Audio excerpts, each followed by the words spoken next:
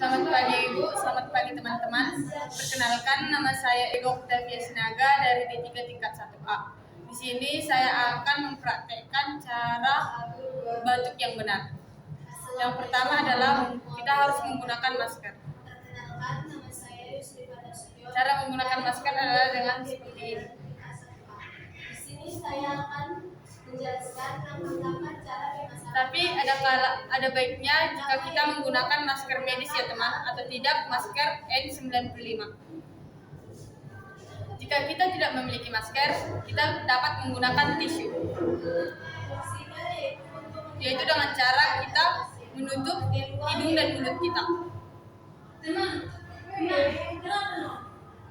Lalu kita harus langsung membuang tisunya ke dalam tong sampah.